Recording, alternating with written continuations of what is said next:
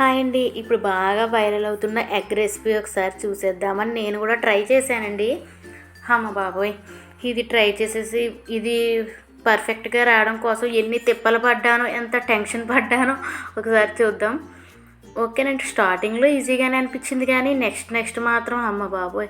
దాన్ని టర్న్ చేసేసరికి నా తల ప్రాణం తోక్కొచ్చిందండి. చూద్దాం ఎలా వస్తుందో లాస్ట్కి.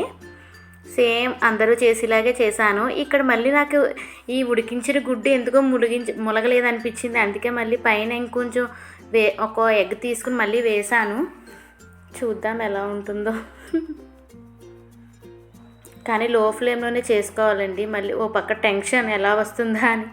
చూసారు కదా, ఇంకో ఎగ్ కూడా తీసాను. స్లోగా కొంచెంగా టర్న్ చేద్దాం అనుకున్నాను. మరీ పర్ఫెక్ట్గా ఏం రాలేదు కానీ లైట్గా బాగానే వచ్చిందండి. అటు సైడ్ కూడా బాగా ఫ్రై చేసుకుందాం. జస్ట్ ఒక 2 minutes ఉంచితే సరిపోతుంది. నెక్స్ట్ కట్ చేసి చూద్దాం ఎలా ఉంటుందో.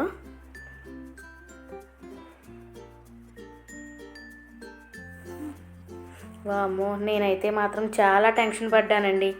చూసారు కదా, మధ్యలో కట్ చేస్తే మొత్తం బాగానే వచ్చింది కానీ టేస్ట్ అయితే మాత్రం సేమ్ ఆమ్లెట్ తిన్న టేస్టే నాకు అనిపించిందండి. మీకు ఎలా ఉందో కామెంట్ సెక్షన్లో మీరు కూడా ఒకసారి ట్రై చేసి నాకు చెప్పండి. బాయ్.